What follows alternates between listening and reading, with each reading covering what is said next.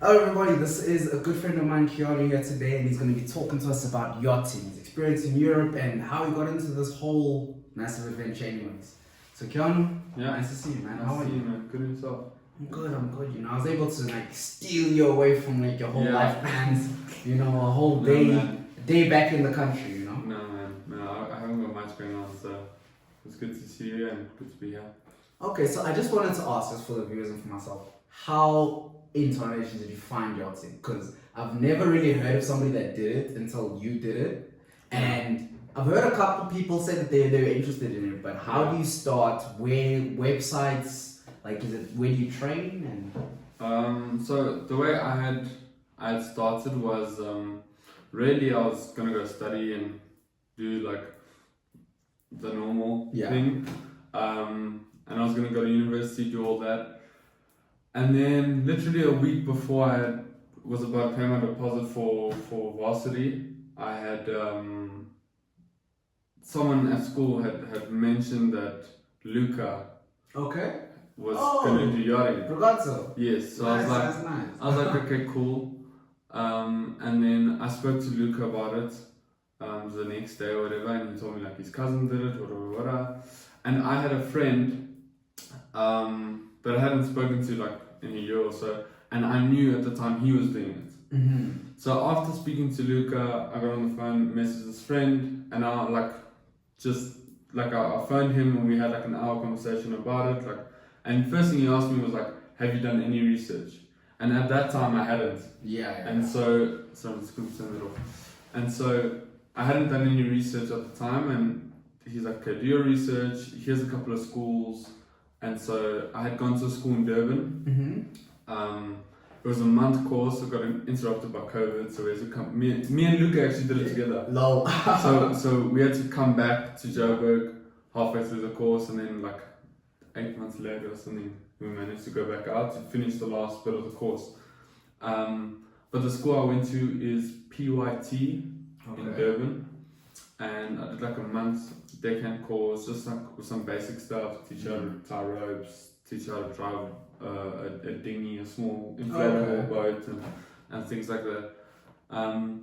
Pretty much all the basic stuff. And yeah, just had gone to that course, and after that it was still COVID, so the only flights available were repatriation flights. Oh, okay. And you couldn't just disappear as soon as you had qualification. I suppose I could have, because I have the Portuguese passport, so that helps a lot as well. Okay, that's nice. So me being able to go to Portugal, repatriating home. Okay, repatriating home to Portugal, yes, even though home is here. Exactly. But it's I could still do that. And then, but it was just also too expensive. I mean, at that stage, there weren't flights just happening. Yeah. It was all maybe, I don't know, 2 flights a day to Portugal. Oh, okay. Or a flight every 2 days to Portugal rather, something like that. Yeah. And so those flights were ridiculously expensive. Sure. So instead of paying 10,000 rand to go to Portugal, you're gonna pay 35. Sure. Insane. During COVID it was crazy. So I didn't end up going at that stage. And also I didn't have enough money to this is also still out of school. So I'd, in between those 8 months of me waiting to go back to the course and a bit after that, I'd worked at my uncle's butchery. Okay. To just build up some funds, because the way it goes, you don't leave here with work. Okay, you go there and you find work. So you're still job hunting at the end of the day. Exactly. You have a qualification, you go to job hunting. Even if it's similar to if you had an architect degree and you go there and you're looking for work like everybody else. But pretty much. The place to look for work is Europe, right? Yeah. Well, there's certain places I'd recommend in Europe. One of them is Antibes.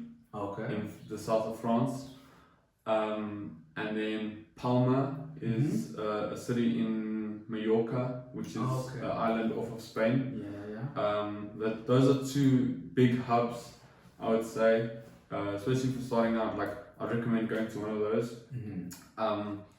I had tried to go to Antibes initially, but it was such a mess up because of COVID. Also, I had flown to Portugal, I quarantined there at my cousin's place for 2 weeks, and once the quarantine was over, I had decided to fly to France because that was my plan. But then 2 days before my quarantine ended, France went into lockdown.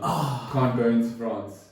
So did you get like a refund for the flights at least, or had you bought I hadn't bought it yet. I hadn't bought lucky. it yet. Yes. So, and also the thing is, that's another thing. Flights in Europe super cheap. Okay. Like if I'm going from Portugal to Spain, nothing. If I'm going to from Portugal to Italy, which is further apart, it's not that bad. It's like flying from Cape Town to Joburg. I will say smaller content, but I guess at the same time, it's like they all have those trade agreements and agreements. Yes. And it's much more frequent flights, I think. Yeah, way more. But it's considered a local flight. Oh, okay, that's actually quite beautiful. It's so you get like all these things like EasyJet. These are like these cheap airlines, like Ryanair, like all these cheap airlines, and it's pretty much a local flight, man. Oh. It's not bad. And so, yeah, I then, because France was under lockdown, decided like quickly in my panic, like search biggest ports near France, so in Italy. Yeah. And this place Genoa came up. Oh, Genoa. So no, only of the football team, but yeah. Yes. they trash though. They trash. No hate to anybody's Genoa supports. We say nothing. Juve 15 points deducted for a reason. Continue. No, but so I flew over to Genoa. I spent 2 weeks there. But when I got there, it was it was the biggest port, yeah, but it's like a commercial port. So it's like, like cruise liners, containers, like I'm like looking for yachts. And yachts, like, not exactly it's not the hub for yachts, you know. Okay. And so eventually I decided like with the time, like over time, France had removed the lockdown. And then I slowly made my way to Antibes, and then found work there. But it's pretty much just walking on the docks, handing CVs out. Oh wow, it's like really grassroots stuff. Like, it's not you just apply. Well, you can't just apply they are. Or... Well, you can do that, but like realistically, you're not going to get a job if you're green. So you don't have experience. Yeah. Okay. You don't have experience. Then no one's going to hire you from here because. Like everybody, when the season begins, everybody from everywhere in the world goes to Palma and to Antibes to look for work, and that's like a crew recruitment area, pretty much, you know. And so they're not going to spend, if you're brand new, they're not going to spend the money on the flight from South Africa on you when there's 50 guys that are just right waiting here. They're right begging for the opportunity. Exactly. They even took the risk of being here. You don't know their financial situation. They put everything 100%. together. They're here today. And I mean, it's really expensive to be there. So like these guys are taking the risk, and it's just easier for the yacht, man. Yeah. There's no waiting time. They don't need to worry about whether you've got the right visa. Exactly. Everything's already sorted for you to be in space. Yeah, you're ready. Okay. So, oh, that's great. And almost you kind of get hired almost as a local at that point. It's like, oh no, this kid at the dock was like you're here. You're of here enough. Yes. You're able to get out. So you mentioned the school in Durban, and I wanted to ask roughly for somebody else that's interested in getting into it, like how much would it cost roughly for the course, and is there furthering of the course that maybe would be a good idea if you'd recommend it for maybe like a longer course if there is one? Yeah. So. Quite frankly, I would recommend going to Cape Town instead. So there's a lot more schools in Cape Town that are doing it. And I did this month deckhand package course thing. It's pretty much like a month of like separate courses that they compile together, so that you've got a month worth of courses, but it's all different things. Oh, okay. So it's not just one single. Yeah. thing. So you, at the end of the month, you've got like a couple of qualifications. So be it. So, firstly, the thing I should add is the mandatory things that you need in order to start is an STCW and a ENG1. So the STCW is safety training. Okay. And the ENG1 is a medical. So you can't get hired on board a vessel of any kind without those two. Okay. So you need those two. Those are mandatory. The rest are pretty much, the more you have, the better it is. I mean, it sets you apart from the rest. Okay. You know, if you've got way more qualifications than some other guy that's also new and has no experience, Clearly, there's one that you put your money on. exactly. You'd rather go for the guy with more qualifications. He's allowed to do more. You know. Yeah. So I would do as much as possible, but like the basic ones I would say are powerboat level 2, tender operator, VHF, short range certificate. Okay. Very high frequency, just. What else is in our? I'm going blank. PWC, which is personal watercraft jet skis. Okay. So it's a proficiency, so it's like the first step. Then you've got to actually get experience using jet skis, and then you can get your instructors. Okay. And so those are like, I think, some of the basic ones that I'd say you should get. There are obviously more, and it does get more expensive. Yeah. As you go, so you just got to see what suits your budget and give it a go from there. So speaking about budget, you mentioned going to Europe, getting visas and everything. You had, because of the COVID time, the flights were more expensive, but you did have that repatriation flight that you could, I can't say call in because I'm pretty sure you still have to pay for it. Yeah, for sure. When you're in Europe and you don't have a job yet, you're spending money hand over fist just to get the opportunity, you know, because our currency is not the strongest in being the rand. You're converting some like 17 rands to being €1. And I can imagine life isn't exactly as cheap as it would have been just being at home. Yeah. But how did you work out in terms of the budget? You mentioned you stayed with your cousins, you've got family that side. But like, let's say somebody doesn't have family. Let's say me, I have like one family member that's in England. It's so far away. They don't have the EU fancy anymore. So how best would I approach? I want to go do it the best way, the same way that you would have done it, but I don't have a cousin that stays in Portugal. Yeah. How do I get it done? How do I make it work? So, you could estimate a budget of sorts. Okay. For yourself. The thing is, so firstly, I'll just use you as an example. Yeah. So you've only got a South African passport. Exactly. So you need to get your visa. I don't know what that is. I'm blessed enough to have an EU passport, so nice, it's easy for me. Different. So you need a Schengen visa. Okay. That allows you to stay 90 days inside of Europe, and then you have to leave. Okay. So what ends up happening is you've got 90 days to find work. 3 months. 3 months and that's it. You've got 3 months to find work. Once you've found work, let's say on day 57, you find work. The boat will then hire you, you've signed a contract or whatever, they take you to customs, they stamp you out. So you get stamped out of the EU, and now you're on the vessel. Okay. The vessel is flagged in Cayman Islands. Okay? Marshall Islands, wherever. So now that's not part of the EU anymore. Okay. So you get stamped out of Europe and now you're in the Cayman Islands. Because you're on a vessel. Vessel. This is a very... Someone's going to hate me if the immigration story I'm telling is probably wrong. It's roughly... Something like that. This is just a rough basis for us to understand. So you pretty much get stamped out of the EU. Okay. And then what happens after your... Let's say you had a seasonal contract, so you're 6 months. After your 6 months on board, you get stamped out off of the vessel and back into EU. But you were on day 57. So you have X amounts of day days. 58. Yeah. So now you start again. It pauses your days. Okay, so it's not like as soon as you get back to Europe, you have to disappear because you're like.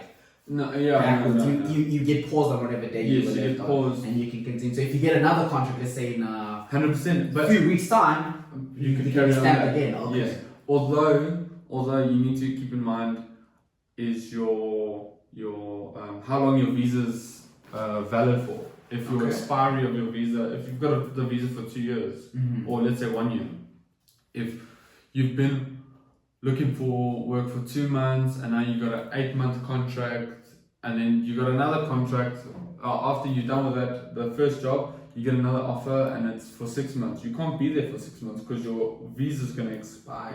While you're there. So then what do you do? You have to turn down the contract, have to extend the visa? How do you...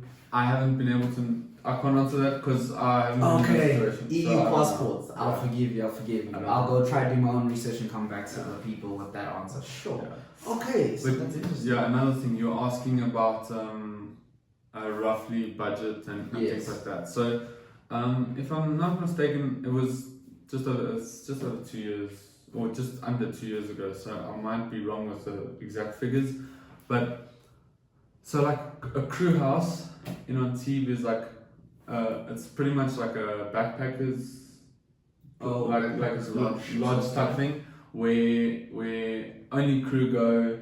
So it's nice because you get to meet other crew. You can dock walk with them.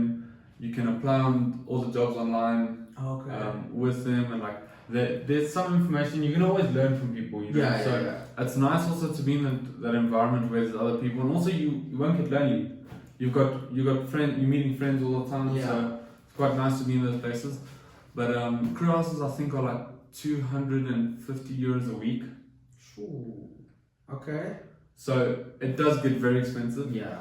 Although while you're looking for permanent work, you're also getting day work. Okay. So you're working for the day. And now for the day you'll roughly get, like, depending on the boat and whatever the job is and whatever. So it's standard is roughly from 100 to 150 euros a day. Mm-hmm. And that includes lunch, so that's another expense off your back, which is nice. So you don't have to pay for the lunch side. So you pretty much have like 2 days of work in a week to like pay for your For your accommodation. whole week. Okay. So For it's your whole possible for you in 2 days to pay for your accommodation for a week. Yes. If you're able to get day work maybe 3 times, then you have enough even to worry about next week. You're already starting to match the bill. So it's almost like you can just like work your way through it in a way when you're that side. I don't want to say for everybody because I know it's sometimes a struggle to find work. Okay. And it's a hustle, man. Yeah. It's a hustle. Like you literally got to get up and do it yourself because like it ain't coming to you. It's not coming to you. It's not coming to you. You got to go get it, man. So like you're running around like trying just to put your face out there as much as possible and like applying ASAP to all the jobs that come through on Facebook groups and like on these recruitment agencies, and there are agencies as well that you could sign up with, but when you're green, they realistically don't really help you much. They don't really like. They can't put you in because you don't have any previous experience. Like exactly. It's almost like somebody's taking a risk on you. The agency doesn't want to be the one that takes the risk. Exactly. They have their own things to protect. They've got their reputation and stuff. Okay, that makes sense. Yeah. Sure. So when it was you being green, trying to get your job and work your way into it, did you ever find that it was like you were worried you weren't gonna make it? Like it wasn't gonna come, or was it just you? It's a time thing. You know, it's 90 days, 3 months. It's enough. I will get a job. I've got a crazy story. I almost packed it up, man. Packed it up. Sure. Yeah. So pretty much, and this was after I had gotten work. Oh, okay, sure. So this was after I got on work. I was First still, like, contract, first season done. No. So the day? it was it. So I started off in Italy. Yeah. I spent actually 5 weeks in a small town called Sanremo. Oh. Because I started getting in Genoa, I got no work at all. No work at all. And then in Sanremo, I started getting like some day work here and there. So I was able to. I wasn't making money, but I was able to live. Okay. So it was like paying for my accommodation, which was in a shitty Airbnb with like a 90-year-old lady. Because like bro, like everything you do, especially when you're coming in the rand, like you do it at the minimum budget. Okay. Because like you just want to spend the least amount of money because you don't know how long you're gonna be without work. Okay. So like I'm just trying to stretch my money as far as I can. So like low-key living like a refugee, bro. Like however you can. 2-minute noodles only and like shitty. Not really, because you're in Italy, so it's pasta. It's guys. Yes. It's their thing. But it's like all the foods that you're eating. Like it's also like trying to learn how to cook. Like I can cook, but it's like not the best stuff, you know. And eventually you get tired of it, and yeah. So I had started off in Sanremo and I started getting some work. I spent 5 weeks there and decided to go over to Antibes. Mm-hmm. Got to Antibes and I had started working on board this vessel that was initially he gave me a shot for a week, and it was all day work, which is great because he told me I could stay on board. Oh, okay. So that's now another expense off my back. Yeah. So I don't have to pay for the crew house. I live on the boat, but this boat now it was only myself, the captain, and the engineer, because they were trying to sell the boat. So there wasn't much of a budget to keep it running and stuff like that. The owner wasn't using it, so it was kind of like just chilling one side in the port, like it was just a shitty boat really. And we had a project to do, so I had to polish the entire boat, which is not a very nice job, but especially in the middle of June, that side is really hot. So like you're sweating like crazy and just getting it done, man. Like the guys were paying me for a week, sweet. And then Friday came and he's like, yo, you want to stay another week? Sure. Next Friday came, hey, you want to stay for another week? Sure. Next Friday came, he just extend by a week every Friday. And I was like, okay, cool, man. You're paying, so like I don't care. I'm here for the break. Yeah, okay. I'm not leaving. Yeah. You know? So at that stage there was no contract because it was day work. Okay. You know? So you weren't stamped out. You still I didn't get stamped out because of the EU passport. So So you could theoretically have been there doing bits by bits infinitely. I've got indefinite stay in Europe. Nice. So that's the plus for me, but it's not indefinite. It's when the money runs out. Yeah, you're right. So that's another thing. So you're constantly stressing on that end, and then what ended up happening is stayed on there for a month and a half on board this vessel. But day work you get paid in cash. Okay. So now this has been day work. So I've accumulated a month and a half worth of pay in cash. And you've not been using it much because I'll go out. Yes, I'll go out like. During that time it was the Euro final, so like you go out to a pub, like have a good time. And you're in. Yeah. So are you in Petit this time, or you've left Italy at this time? No, this is in south of France. In Antibes. Okay. In Antibes. So it would have been crazy to have been there for Italy winning. Yes, that would have been insane. It would have been nuts. Yeah. But it's like I was at this pub, Irish pub in Antibes, and there's just all these English guys. Wow. And so that was disappointing for them for sure. Oh, shit. But yeah, man, it was still a fun time. And anyway, so the boat while I was on board, the boat had gotten sold. Okay. And so the captain came to me. He's like, "Hey, man, do you want to go to Turkey?" I'm like, "Sure, let's finally get this traveling going." Yeah. You know, I've left home thinking I'm gonna do this yachting thing and going all over the world. I've been nowhere, bro. I've been You've been in a port. Yeah, waxing a boat. Exactly. So now I'm in France, and he's like, "Let's go to Turkey." I'm like, "Sweet." So we take a 4-day cruise to Turkey, to Bodrum. We delivered the boat there. Stayed there for 3 days. It was epic. It was my birthday weekend. Oh, okay. So we had a great time in Turkey. Now it's our first time actually traveling with the boat. Really cool experience, and I'm super happy because now I've got so much more like stress relief because I've earned money for a month and a half. Not spent much. I haven't spent much. So, and also like the management of the company had promised me a job after this. Nice. So I was like, okay, like things are actually going well. And after spending 3 days in Turkey, we flew back to the south of France, and 2 days later, I've got this job from the management for another boat, and I have to fly to Corsica, which is a French island. So I go from the crew house that I was staying at to the airport, and somewhere between the train station and the airport, I get pickpocketed. Oh my gosh. I was gonna say, aren't you worried about like the passport? I'm thinking about the passport situation. If you use your passport, that's insane. So, in my pouch was all my money I'd worked for the past month and a half. Ew. And both my passports. Bro, what a shit show. So I would have at this stage, it's like I'm still on my way. Like I've got my wallet with me, and I've got my Portuguese ID card. Yeah. Essentially, and you can fly in like throughout Europe with this ID card. So at this time I'm obviously panicking, but I know I'm at the airport now. I'm going to a job. At the end of the month, I'm gonna get whatever it is, and so I'm like, okay, let me just go out to this job. Let's see what it is. I've got 50 euros in my wallet, right? This is all that I've got to my name, bro, and like I don't know, like 2,000 rand in my bank account. Yeah. My South African bank account that does nothing. And so I get to I take the flight. I get to Corsica and there's a taxi waiting for me. Get to the taxi, take me to the port, and I get out ready to go to the boat. And the guy's like, "Oh, you guys haven't paid." So I'm like, "Shit, how much is it?"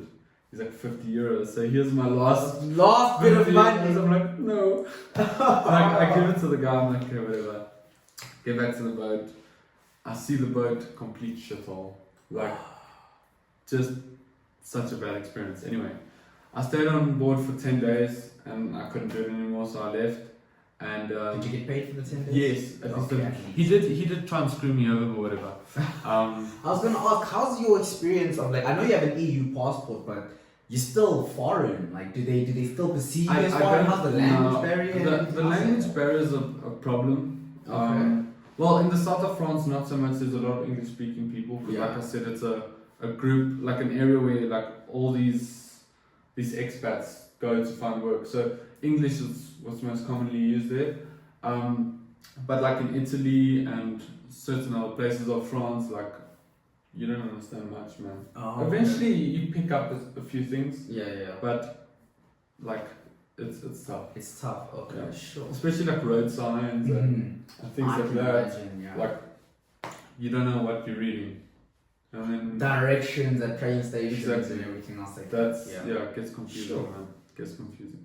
But yeah, so I get pickpocketed, get onto this boat, they pay me for the 10 days, I fly back, and like during that time on board that boat, that's when I wanted to quit.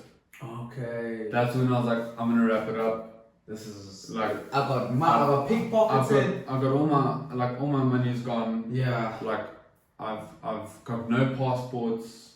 It's like what do I do? And the thing is that like the only thing that kept me going was the fact that like I kind of saw that in such short amount of time, the amount of money I'd made was like I would be working 5 months in South Africa to get that. To get that money. So Sure. I was like, even though I've lost it all, Okay. I can see that income is real. It's not a facade. Like I've seen it with my own hands. I've actually earned it. So it's like, I'm like, okay, like I can get it back. You can get it back, man. And literally the following month, got offered a job on the boat that I'd spent a year and a half on. Okay. And the first month was a temp position, and I literally got paid double my salary. From the previous boat. No, double because they offered me a temp position, and temp positions are usually, if they need crew urgently, they pay. Okay. So like they like money's not a problem.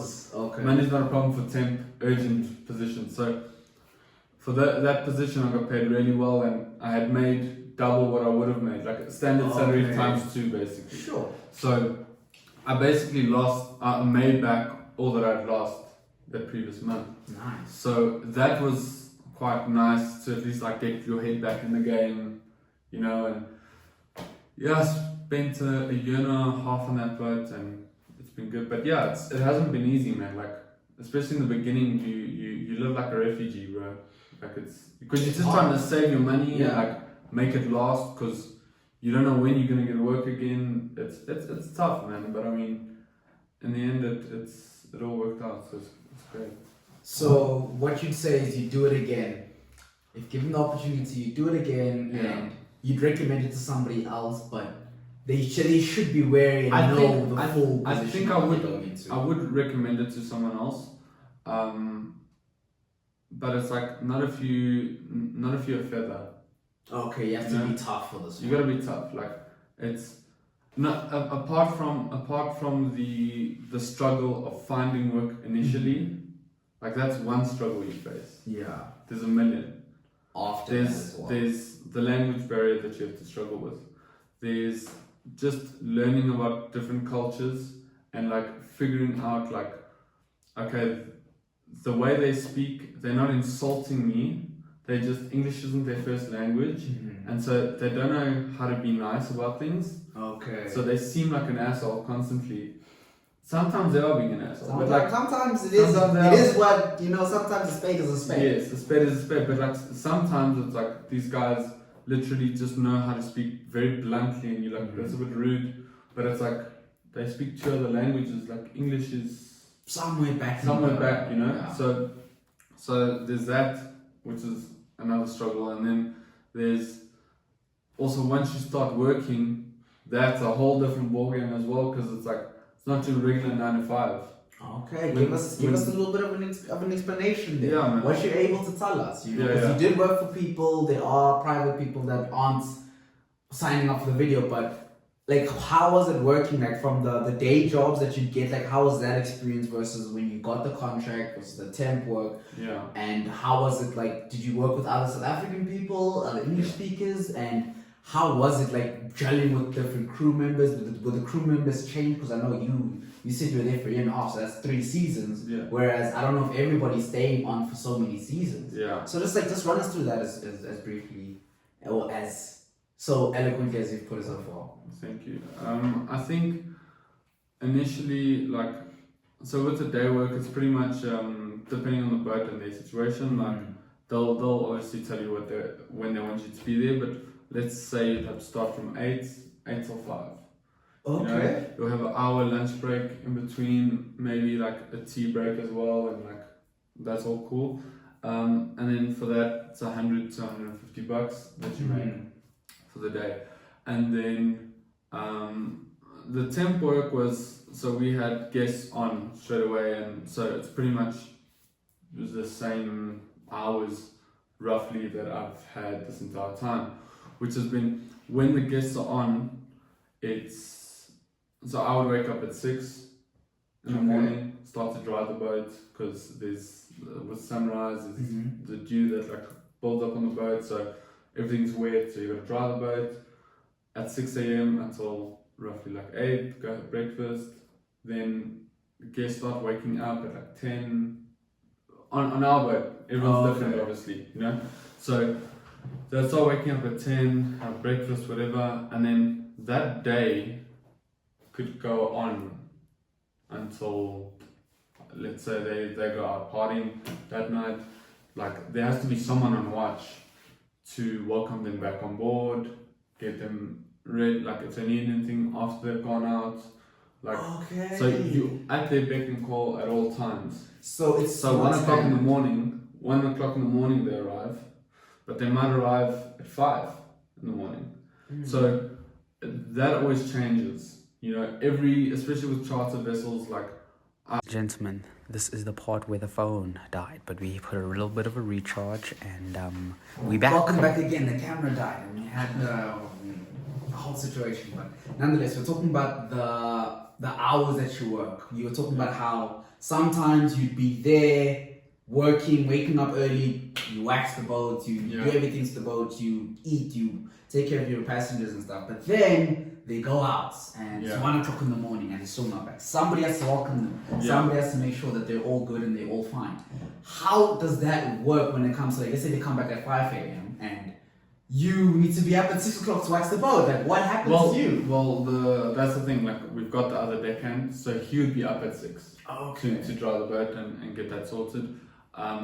But I would then look. We'd make an agreement, because if the guests are going to bed at 5 a.m., they're not going to wake up at 10. You know what I mean? Yeah. So like I then plan with the other deckhand, like I'd write down they went to bed at 5 a.m. on the board, and when he woke up he'd see that and he'd understand, okay, look, Keanu might be sleeping in until 10, right? So that I get those hours as opposed to waking up until 8, going to bed at 5 or 5:30, because you still have to finish up up after them. So like going up to bed at 5:30 and waking up at 8. Like he knows, we both know that's unrealistic, and like for me to then have a day, like a full day from 8 till 9 o'clock that night, because we swap, like I say. So then the next night he'll be up until whenever they come back from the party. Okay. So if I had to wake up at like 8, have like 2.5 hours sleep, wake up at 8 and stay up until 9, that's crazy hours, you know, like you're a dead man. So we would just try and work it out and accommodate for each other. But like I said, when you've got bigger boats, it is a bit more structured, because you've got the crew members, you've got the hands, You've got the numbers. you've got the numbers to, if 2 guys go rest for an hour, 2 hours in a day, it's not the end of the world, because we've got 5, 6, 7 other guys able to do that job and cover for them during the time. So everyone gets like a rotation into their rest. Whereas on smaller boats, it's just 2 of us. So like we got to figure it out, you know. So it's like if I'm not there, he has to be there, or if he's not there, I have to be there. So you kind of try and balance it out evenly.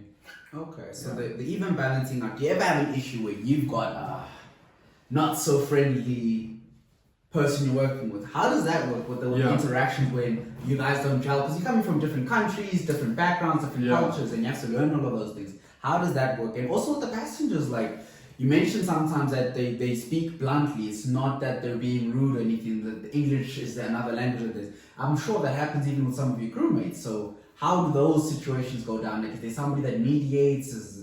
You guys have to just independently find a way that it works, or does it just come naturally to all of you guys? I think it's pretty much you got to do it independently. There's no one really gonna like mediate anything, you know. And sometimes you have a conversation with them and like just try and like clear it up, and you like just make them aware of like the way they're saying it seems rude or whatever. But that's not always the best way, because that's like hitting it, like being confrontational about it. You know? So but yeah, it does get hard, because at the end of the day you're spending a year and a half on board with the same 7 people all day, every day, in super tight quarters. Like sometimes you just need to breathe, man. Like sometimes you just like, you know, you've seen it and it's not like a normal job where it's like your boss annoys you today, you go back home to your sanctuary, you decompress, you chill out, I don't know, meditate, do some yoga or whatever, and like just chill out for a bit. And like you can't do that. Yeah. You know, like your colleague and you get into like an argument or annoys you at work or whatever the case is, and now you've got to share a cabin with this guy. You know what I mean? So it does get very intense. And again, that's what I say, can't be a feather, man. Like, be strong. You gotta, and that's how it's tough. Like after 6 months of that, it's already tough. I imagine a year and a half. Not to say that like I've been stuck with crew members that I don't like, because that's not the case. I mean, I've loved my crew members, and they've been really epic. Had some great experiences with all of them. So, but yes, you do get into those scuffles and arguments, but as long as you both, it's like with anything, man. I think as long as you just have a good heart and like want to solve the issue, and like you're not holding grudges, you'll be fine, man. Okay, no, that's good. It's not like you have to have some magical people since you always just love people. Yeah. You're all adults at this point. You all work and you negotiate and things like that. Yeah. And another thing I wanted to ask you about was, how was the good times? I'm sure the good times must have been great. Seeing Europe, seeing the world. I mean, I know you mentioned you went to America at a point. Yeah. So like there's all these different things. Like, just give me some of your highlights. Just give me your highlights reel for some of those moments. I think,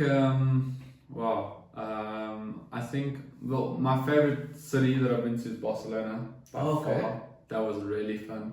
I mean, you have it all, man. Like I got to watch Real Madrid versus Barcelona. No way. You got to watch El Clasico at Camp Nou. So that was really sick. Spotify Camp Nou for those of you. Continue. At the time it wasn't that. But yeah, so I got to watch that. That was like a dream come true, really, to see Real Madrid playing, and in an El Clasico, you know, it's It's not a regular game, you know. So that was really fun to see, and have Real Madrid win. That was even better. And then probably the Caribbean, man. The Caribbean, Bahamas. Going to the exhumas in the Bahamas and like seeing the pigs on the beach. And having like every time we anchor the boat, within like 5 minutes you have nurse sharks. I was gonna say, these sharks that like literally you anchor the boat, 5 minutes later, bro, like there's a ton, there's a couple of them just like swimming by the boat, and you can get in the water with them. Did you get in? Because I know they don't have teeth. They have more of these like no, they've got teeth. They're not sharks. Yes, they're not sharks. That's why they nurse sharks. Yeah, they find you. It's pretty much a catfish. Yeah, really. It's pretty much that, but I was still too shit scared. So it still looks like a shark. I'm still like a shark. Like you're not gonna convince me that easily. So but yeah, I think the next time if I get the opportunity to go, I definitely would do it. It's something that I feel like I've missed out on. But so got to see these nurse sharks, like just people swimming with them, and like it's just incredible to see this, and like crystal clear water. Yeah, like things, bro. Like all the places that like it's just beautiful, man. It's like out of a magazine, you know. So Bahamas was really really nice. America, I actually I went to a baseball game. It was very disappointing though. I hear it's a slow sport. That's very slow. And the hot dogs, we were like excited to get the hot dogs. Yeah, you hear about They were trash. Oh god. I paid so much. Was it like? Was it worse than the spa ones are pretty good? I'm just saying. No, it completely like the worst thing ever, man. We paid like $15, bro, for like it's tiny. It was like this big, probably what's that, like 10 15, not even 15 centimeters. Yeah, wow. It was 10 centimeters and like just the regular shitty Vienna inside, and you're like, bruh. Like I was expecting like this chili cheese dog. I'm expecting these big boy things that I've seen on fast food drives in and I'm just expecting Guy Fieri. How's the food? Come on.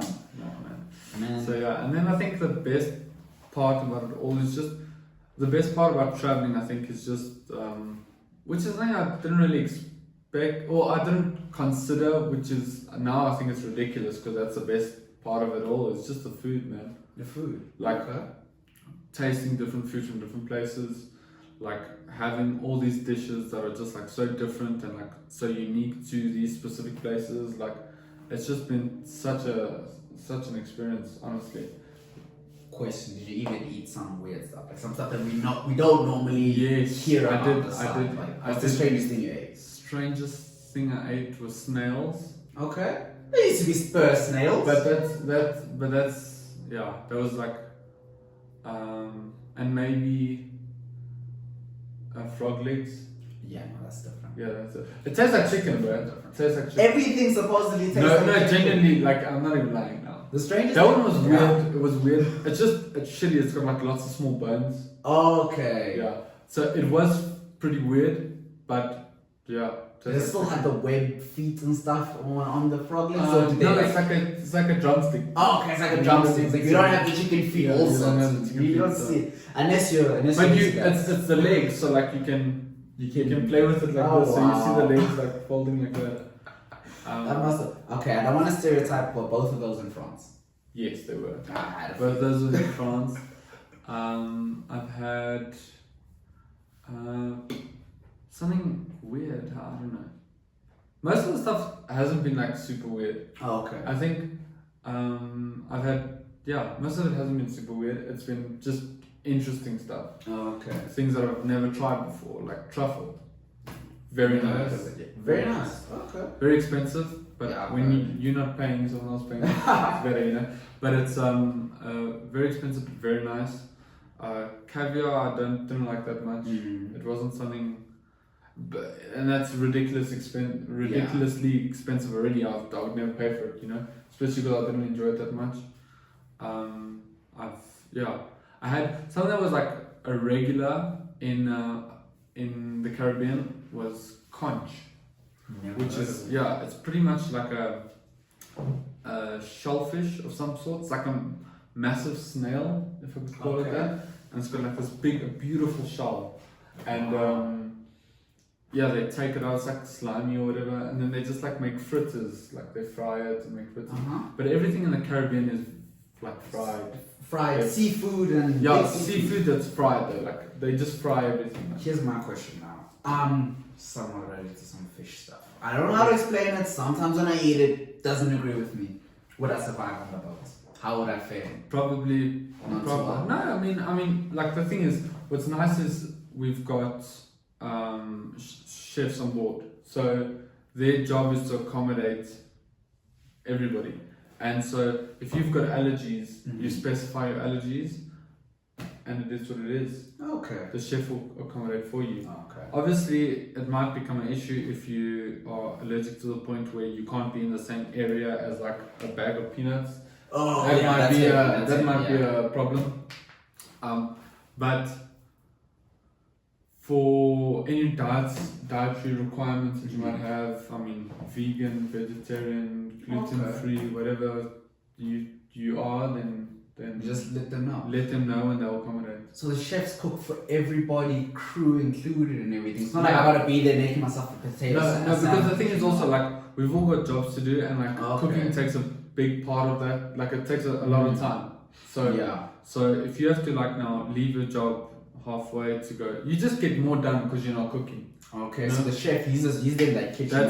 That's his job, and like he most of the time he prepares for crew, considering that the guests aren't on board all the time. Okay. So when they aren't on board, like that's his main priority. But when they are on board, they are his main priority. But again, he still does cook for us. Okay. He still has to make those meals for us, you know. So just when the guests are on, obviously the priority is there, and that's when he's really busy and more stressed out as opposed to days when the guests aren't there. Okay, that does make sense. So you could be a chef that works on the yacht. You could be a captain that works on the yacht. You can be an a deckhand, engineer. So Stewardess, many different.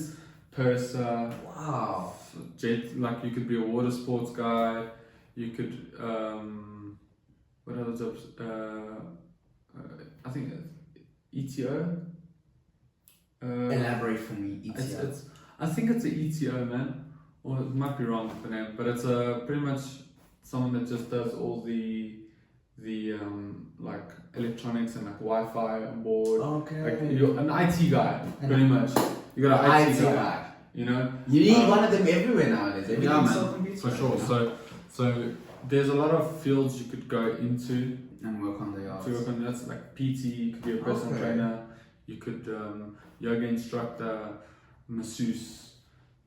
You name it, man. There's lots of fields you can go in, but obviously I think with those specific fields, that won't be your only. I don't want to say that's going to be your only job. You might have other responsibilities as well. It's not like I only deal with the Wi-Fi. Sorry, I'm not moving the boats. I understand. So it's like you might be a personal trainer, but you might have to help on deck as well. Okay. So you've got roles to play. No, that makes a lot of sense. I wanted to ask on top of that. This one is a bit of a harder question. So, being a person of color, black, Indian, or any of the sorts, is it something that we should worry about in terms of like getting jobs, like treatments? Because it's something that not a lot of people might have to take into consideration, but it's something that I was like actually apprehensive about in the idea of like if I was to ever go do yachting, I was like, I don't know if I'm gonna be accepted amongst, because there are those type of problems when you go everywhere else, and I've only pretty much lived in a space where I'm majority of the people. Yeah. So it's like I don't know how I fare in a space where not only am I the only black person in a room, I'm the only black person in the town, on the boat, on the cruise. Like the whole time, maybe the yacht owners don't particularly like me. Maybe like are those type of concerns like ones that are reasonable, or am I just blowing everything out of proportion? I think like there are a lot of people of color in the industry. I mean, there's a lot of Filipinos specifically in the industry. There are like people from all over, man. I've met black South Africans on boats as well. Like I said, although it's not something you see a lot of. Yeah. You don't see a lot of people of color. At the end of the day, I think it's also like for people of color, where they originally are coming from, Mhm. being Africa, Asia, South America, to get to the hub is Europe. That's a long way. Okay. So it's also like it's hard for them to get there, Mhm. and there's certain visa requirements, and Okay. whereas a lot of these other guys, like a lot of crew are from Sweden, Denmark, the UK. So and they're it's European. closer. It's more like it's European people are mostly there, and Well, most- there Is this are like by also chance there's also? also a lot of South Africans Okay. from here that are there. A lot of South Africans. Okay. Why there's more white people, white South Africans there versus black South Africans that are there, I can't tell you. I haven't seen too many looking for jobs. either. Okay. So, So, it's like you don't. It's just there's no numbers in that. there's field not, already. It's there's just not. by I have chance. seen, but so I can't necessarily say there's going like it's definitely harder for black people or people of color to get jobs, but I could see. I have been in certain instances where there's a black guy that applied for a job and a white guy that applied for a job, and the black guy had more experience in a specific area Yeah. and he didn't get the job. Now that could be complete chance. Yeah. Maybe they didn't see CV, maybe they didn't, or maybe there was like a certain Preference. look or preference that they Mhm. that both wants. Yeah. I'm not sure, but that's how much. But did that guy eventually end up getting? Yeah, eventually he did. Yeah. He did. So shortly after that as well. Okay. Shortly after that, he did get another position. Yeah. So he did eventually find work. You know, maybe like a week, 2 weeks later after that, he had gotten a Okay. permanent or a seasonal contract, Mm-hmm. which is most of what the contracts are. Yeah. Most of them are seasonal. So he eventually did get work. Maybe 2 weeks after that, but there was that instant where I was kind of like, I don't know what the reason is. Mm-hmm. Maybe there's more. He did also have tattoos. Okay, so That's another thing. That's another thing. So, like- your appearance is very important. Yeah, in that so sense. like tattoos, visible tattoos. I don't want to say are big no-no because like boats are kind of getting used to it. Mm-hmm. But some boats request no tattoo. No tattoos. What about earrings? Like hair No, colors? Like like I got the- blonde. Yeah, am I gonna have Yeah. an issue? Yeah, they don't want normal looking people. Okay, so I don't So, make a cut. Yeah, you don't make. Ah, You're kidding me. man. But it's like they don't want like too much jewelry, too much earrings. Like it all depends on the boat, man. Like Okay. you just gotta try and sell yourself to the vast majority. So Mhm. you want to be as like prim and proper and like fit in as much as Okay. possible in order for your like the opportunity for you to find work is just gonna be like the variety you have is much wider. Okay. You know, so there's a lot more boats that might consider you as opposed to if you're a little bit, I don't want to say like, Extravagant. extravagant looking or a bit more original in your Mhm. appearance. You know, Okay. you might not fit certain appearances that certain boats want.